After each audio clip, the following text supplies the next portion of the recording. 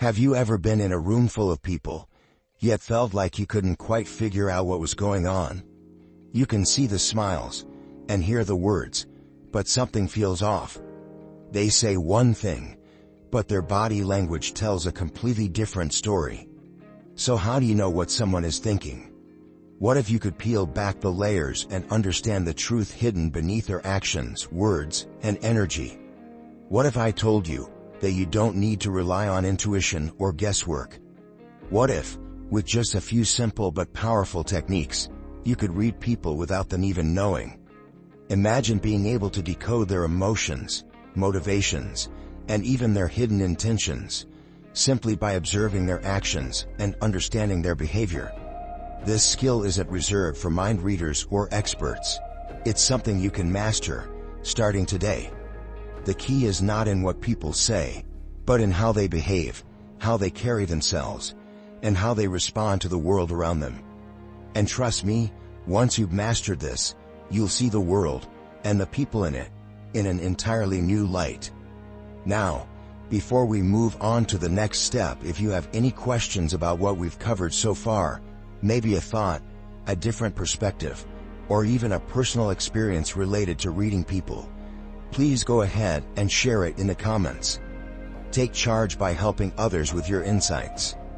And folks, if you don't have anything else to say, go ahead and drop our affirmation in the comments if you haven't already. Simply write, "I see beyond the surface," and inspire others on their journey.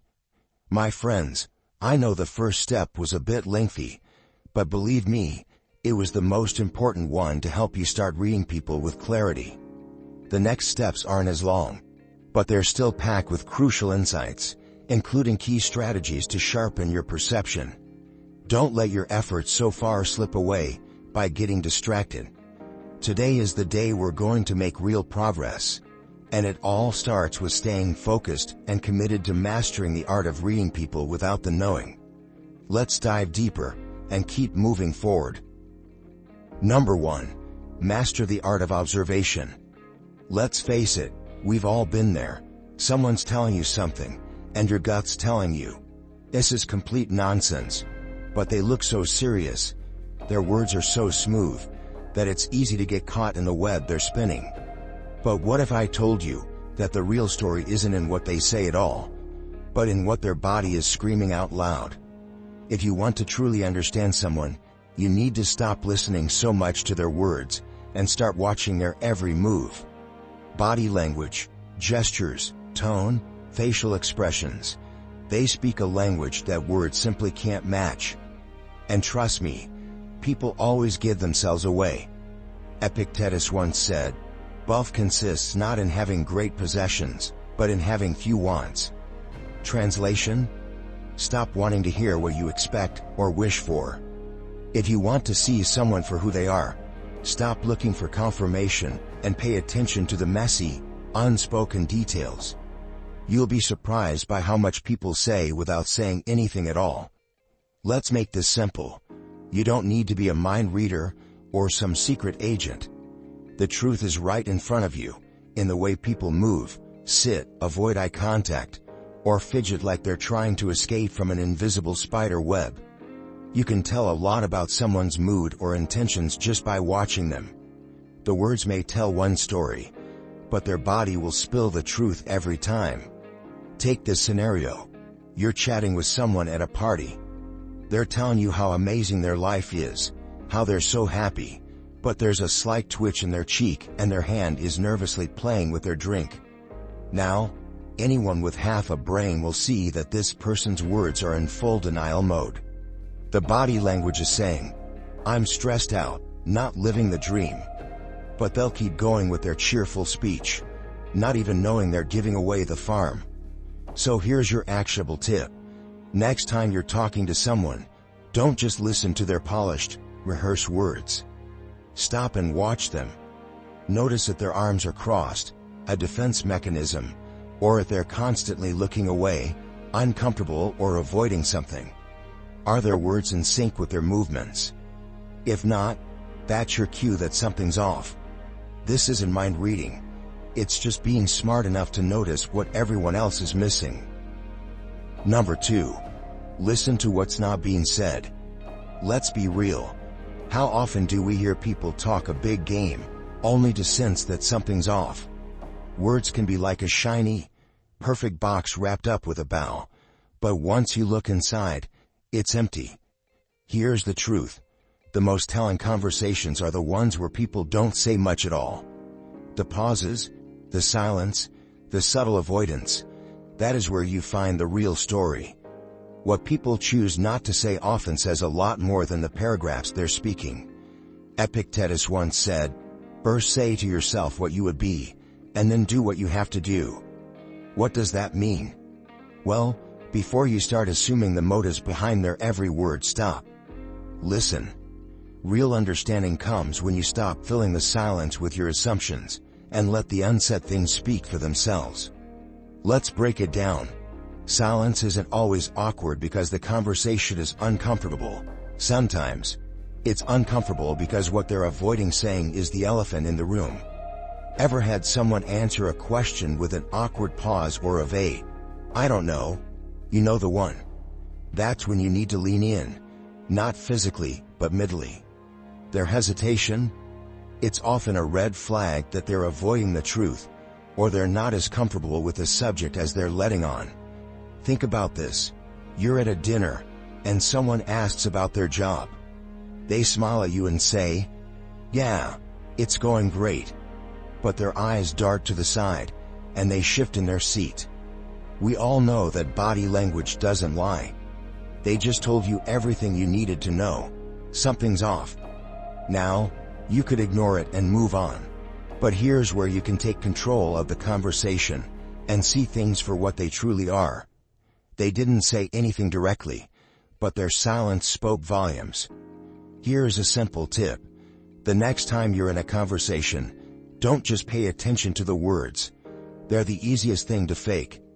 Pay attention to the pauses. When there's a hesitation before an answer, or if they avoid your gaze, that's a sign that there's more to the story. This kind of silence often reveals discomfort, avoidance, or hidden emotions. Learn to listen between the lines, and you'll hear the truth they don't want to say. Number 3. Use context and environment to read people. Let's be real for a second. Ever notice how someone can seem like a different person depending on where they are? In one setting, they're the life of the party, making everyone laugh, and in another, they're quiet, reserved, and barely speaking a word. What gives? Are they playing a role, or are they just reacting to the environment around them? If you can figure out how to read the context of a situation, you'll be able to understand someone's behavior much better. Context is everything. Epictetus said, "How long are you going to wait before you demand the best for yourself?" But if you're constantly evaluating someone based only on their behavior in a single situation, you're missing the point. The environment shapes behavior more than you think. Whether they're at work, at home, or a social event, what they're doing and how they act are deeply influenced by the setting around them. The more you recognize this, the less you'll misjudge them. Here's the truth. People act very differently in different environments. At work, someone might be all business, serious, straight to the point, focused. But at a party, suddenly, they're relaxed, telling jokes, and being the center of attention. Knowing this allows you to interpret their behavior properly, without thinking they're faking it. They're not being two-faced. They're just adjusting to their surroundings, and the way they act is an automatic response to the context. And you get to be the one who sees through the layers.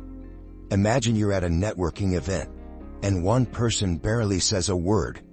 You might think they're shy or uninterested, but then you see them later at a casual gathering with friends, and they're animated, speaking up, and engaged. That's the environment doing its magic. Work mode makes them reserved, but the social setting brings out their true personality. It's not about who they are, it's about the context they're in. Here is a simple tip. Observe how someone acts in different environments. At a meeting, are they quiet and focused, or are they more relaxed? If they're at a friend's gathering, Do they open up more or stay distant? The way they act around others speaks volumes about who they are. It's just a matter of knowing what type of environment brings out those aspects of them. So, take a step back and adjust your expectations based on where they are. You might just find that their true self isn't what you expected. It's just the context that's been throwing you off. Number 4. Trust your instincts and keep a stoic mindset. Here's the thing. We all have that gut feeling. It's that little voice in your head that whispers, something's not right, or this person is exactly who they say they are. We've all experienced it, that hunch that feels almost too right to ignore. The challenge is not in having instincts. Everyone has them. It's in learning to trust them, while also keeping a calm, clear mind.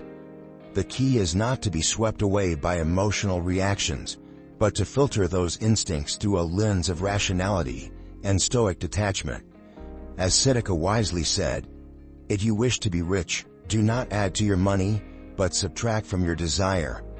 In other words, trust your instincts, but don't let them be clouded by unnecessary wants or emotional attachments. When you're able to detach yourself from judgment or fear of the unknown, your instincts become clearer, and you'll see the situation with much more objectivity. It's about finding balance, recognizing your gut feeling without rushing to act on it impulsively. Think about it. You meet someone new, and everything they say seems fine. They're smiling, nodding, and making eye contact. But deep down, your gut is telling you there's something off. Maybe it's a slight hesitation in their speech, or maybe it's just a feeling that lingers. Instead of brushing it aside, take a moment to pause and breathe. Trust that gut feeling, but also look for clues. How do they act around others? What are their actions versus their words? Trusting your instincts isn't about jumping to conclusions. It's about using them as a tool, with a calm and rational mind, to dig deeper into what's going on. Here's your actionable tip. The next time you get that gut feeling, pause. Take a deep breath.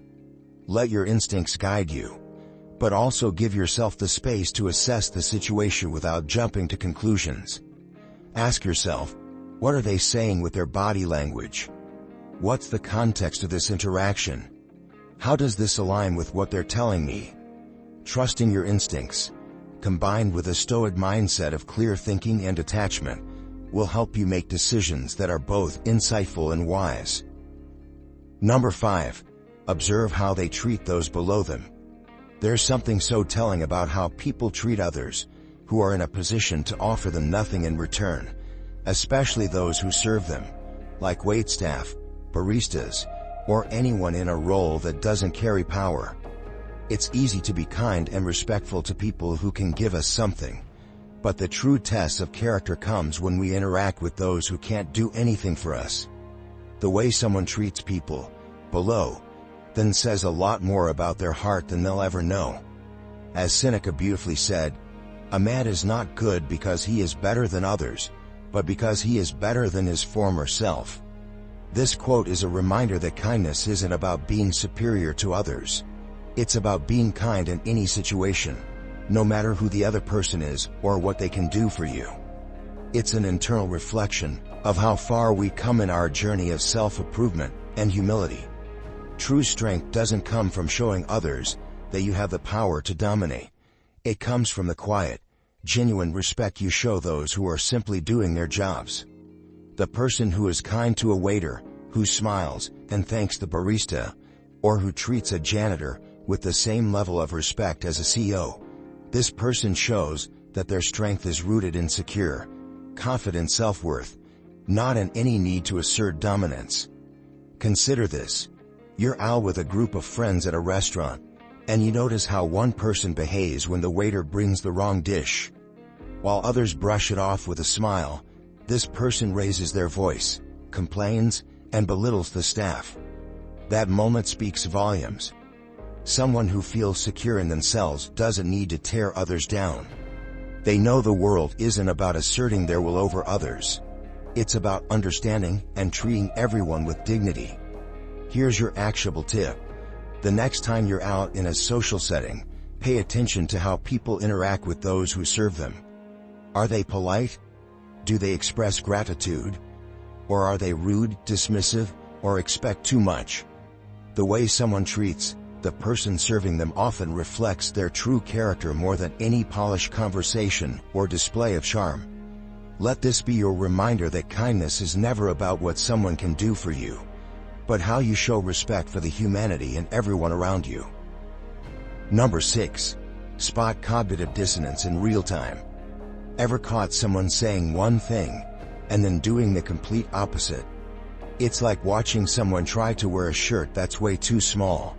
There's just no way it's going to fit, and you can tell they're struggling, even if they're pretending everything's fine. That's cognitive dissonance in action.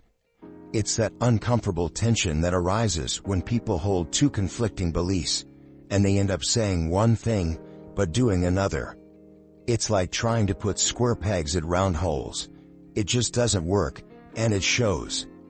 Epictetus once said, "The more we value things outside our control, the less control we have." When we push ourselves to reconcile conflicting beliefs, we end up feeling out of control. And guess what? People around you do this all the time. Recognizing when they're struggling internally allows you to approach them with understanding, instead of reacting with frustration.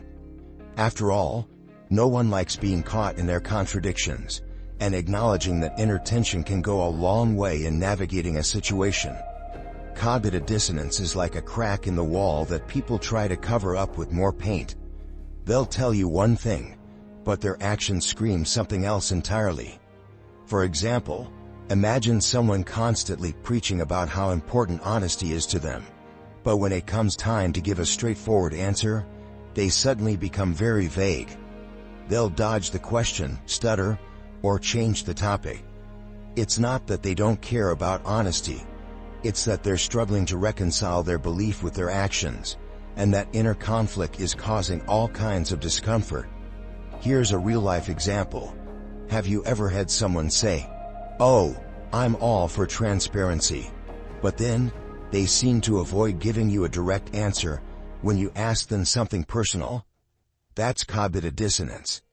They built an identity around being open, but when it's time to follow through, they hesitate. You can practically see them wrestling with themselves. Here's your actionable tip. When you notice someone's words and actions don't line up, resist the urge to call them out immediately. Instead, pause. Take a step back and realize that they may be facing an internal conflict. Use your empathy to guide your response. Instead of reacting with frustration or confusion, ask clarifying questions. Help them unravel the tension by gently encouraging them to explore why they're acting the way they are. You might just be the key to helping them sort through their own beliefs. Number 7. Recognize the power of confirmation bias in communication. Let's be honest. How many times have you had a conversation with someone, and no matter how many facts or new information you present, they just won't budge from their viewpoint? It's like trying to convince someone that their favorite pizza place isn't the best, even though you have the stats and Yelp reviews to prove it. Welcome to the world of confirmation bias. People have a habit of only looking for evidence that supports what they already believe. It's like having a pair of tinted glasses. They only see what fits their view of the world, and everything else is ignored. Marcus Aurelius wisely said, "What is not good for the swarm, neither is good for the bee." If we only look for validation of what we believe, we're essentially limiting our growth. We're not open to new ideas or perspectives. The same thing happens with confirmation bias in communication. It clouds judgment and makes it harder to have meaningful, open conversations. If you want to break through, you need to spot it, understand it, and approach it with a bit of grace. Here's the kicker. People don't always intend to be narrow-minded, but they're trapped in their bubble. They built their worldview on past experiences or beliefs, so when new information comes in that doesn't align with that bubble, they filter it out. They're not even doing it consciously. They react based on what fits their narrative, and that can make discussions feel like talking to a brick wall. For example, Let's say you're discussing politics with someone, and they keep bringing up an experience that reinforces their current opinion.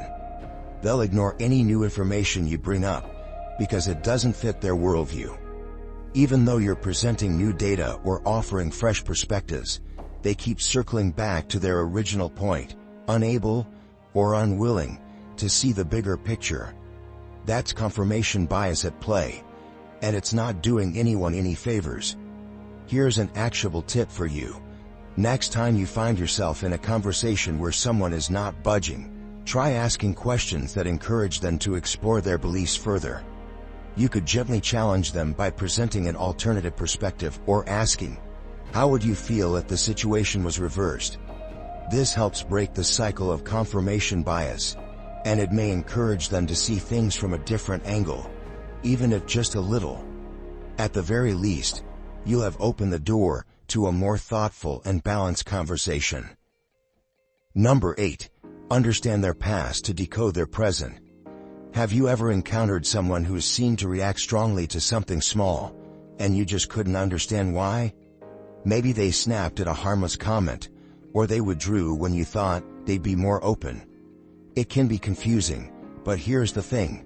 Their past is likely influencing how they're behaving in the present. Life experiences, especially those that involve pain, betrayal, or hardship, have a powerful effect on how we respond to the world around us.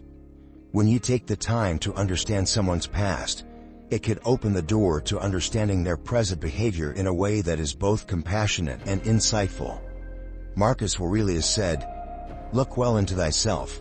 There is a source of strength which will always spring up if thou wilt always look." This is a reminder that self-awareness and empathy for others begin with understanding ourselves. Just as we carry our past experiences with us, so do others. Recognizing this allows us to interact with them in a way that is more understanding and supportive.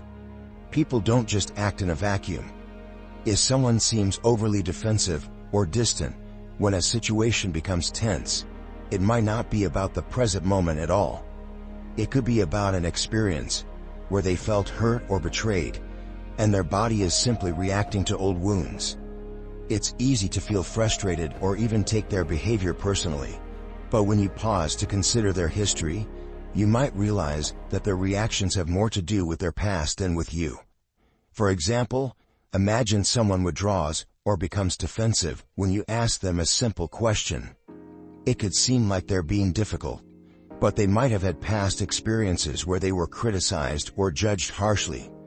Their reactions could be shaped by a history of feeling misunderstood or unsupported, and what they need is empathy, not frustration.